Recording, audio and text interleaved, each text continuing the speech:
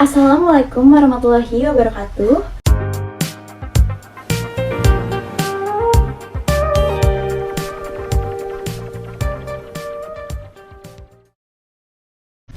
Assalamualaikum warahmatullahi wabarakatuh. Perkenalkan, nama saya Sadila Syamil Falah. Saya sebagai perwakilan dari kelompok ini yang beranggotakan yang pertama itu ada Melani Dwi Khotimah, lalu yang kedua itu ada saya sendiri yaitu Sadila Syamil Falah, dan yang terakhir ini ada Sinta Aprilia. Dan pada kali ini kelompok kami akan membahas materi mengenai mindful listening. Apa sih mindful listening itu? Mindful listening adalah mendengarkan dengan penuh perhatian dengan menggabungkan banyak elemen yang sama.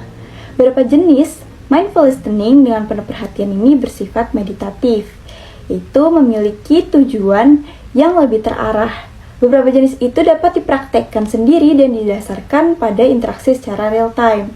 Nah, selanjutnya ini ada unsur dalam mendengarkan. Yang pertama ini adalah mindful. Langkah pertama dalam mendengarkan adalah memusatkan pikiran kita. Memusatkan dari pikiran kita pada apa yang sedang dibicarakan. Ketika kita memusatkan pikiran kita tidak mengecek gadget kita, tidak mendadak merencanakan kita akan pergi kemana saat weekend, atau hanya berfokus pada perasaan dan respon kita. Perhatian keterpusatan pikiran kita dapat meningkatkan efektivitas dari komunikasi antar pribadi. Ketika kita memusatkan perhatian pada seseorang, orang tersebut itu pasti akan cenderung lebih berelaborasi, mengemukakan pendapatnya, dan akan lebih dalam saat melakukan pengungkapan tentang dirinya sendiri. Nah, contohnya itu apa sih?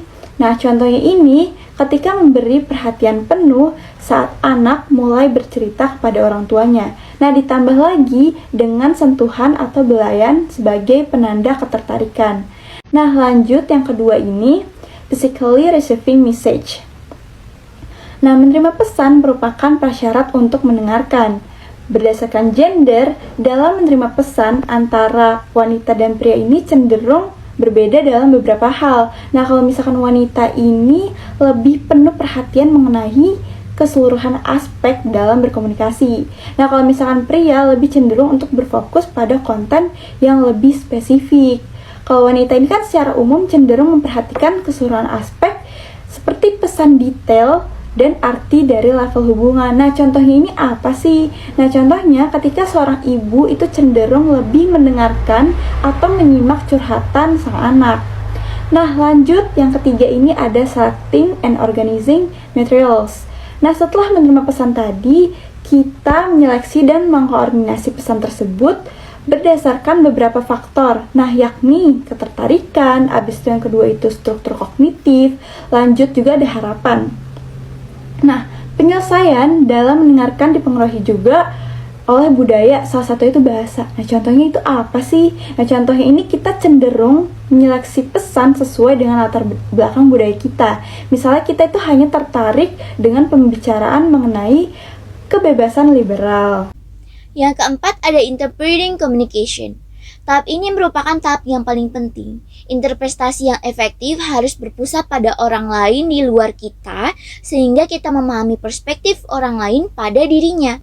Terlibat dalam perspektif ganda tidak mengharuskan kita setuju dengan perspektif orang lain, namun untuk kita melakukan upaya yang sungguh-sungguh guna memahami mereka, bagaimana cara pandang mereka terhadap orang lain, suatu ide, dan situasi di sekitarnya.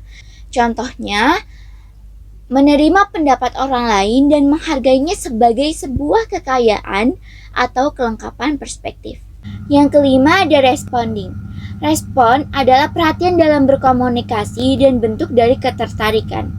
Respon merupakan implikasi dari sifat komunikasi yang merupakan proses transaksional antara memberi pesan dan menerima pesan. Respon dapat berupa verbal maupun nonverbal. Nah, contohnya yang verbal yaitu bertanya tentang poin dari apa yang lawan kita bicarakan atau bahas, lalu yang nonverbal yaitu menganggukkan kepala. Yang keenam ada remembering.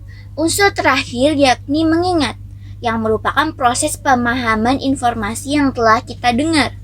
Pendengar yang efektif melepaskan beberapa hal detail agar mengingat apa yang menjadi inti. Contohnya, menjadikan nasihat orang tua sebagai pedoman dalam bertindak. Selanjutnya ada hambatan internal. Yang pertama ada keasikan. Ketika pikiran kita terserap kepada pemikiran dan masalah tentang diri sendiri, kita tidak bisa berfokus pada apa yang orang lain katakan. Kita tidak memusatkan pikiran dan perhatian pada orang lain. Hal ini umum terjadi di luar kontrol dan tiba-tiba kita hanya perlu untuk memusatkan pikiran kita kembali. Yang kedua ada prasangka. Kadang kita berpikir bahwa kita sudah mengetahui mengenai apa yang dibicarakan sehingga kita tidak mendengar dengan perhatian penuh. Hal tersebut merupakan bentuk dari prasangka. Prasangka merupakan tindakan yang kurang bijak ketika kita mengasumsikan bahwa kita sudah mengetahui tentang apa yang orang lain pikirkan atau rasakan. Yang ketiga, bereaksi terhadap bahasa yang emosional. Ketika kita terlalu cepat bereaksi terhadap bahasa yang emosional atau maupun positif ataupun negatif, kita mungkin saja gagal dalam menyerap makna dari orang lain. Kita menjadi tidak bertanggung jawab untuk berpikir kritis tentang apa yang orang lain ucapkan. Maka dari itu, kita penting sekali untuk meningkatkan kesadaran tentang kata-kata atau bersifat emosional agar terhindar dari bertindak tanpa berpikir. Yang keempat, kurangnya usaha. Contohnya kita meminta seseorang untuk menunda menceritakan tentang sesuatu hal karena kita sedang berada dalam urusan lain sehingga kita tidak fokus. Misalnya dalam pesan teks, maaf, bagaimana kalau kita diskusikan ini nanti? Saya sedang ada hal lain, saya akan segera menemui Anda. Yang kelima, gagal dalam beradaptasi dengan gaya mendengarkan. Kita perlu menyesuaikan diri dalam mendengarkan, maka dari itu kita perlu memiliki gaya mendengarkan yang berbeda-beda.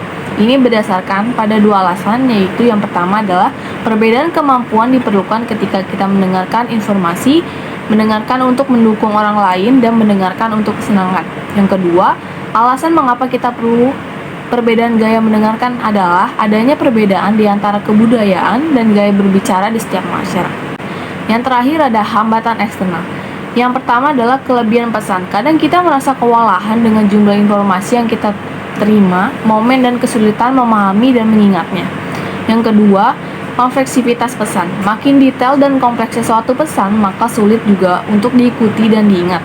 Misalnya, orang akan kesulitan memahami bahasa yang bukan bahasa aslinya, apalagi ditambah dengan banyaknya klausa atau bahasa slang.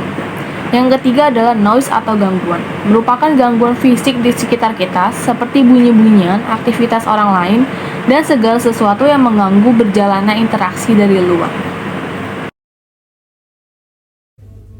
Sekian presentasi dari kelompok kami. Mohon maaf jika terdapat kesalahan. Terima kasih sudah menonton. Wassalamualaikum warahmatullahi wabarakatuh.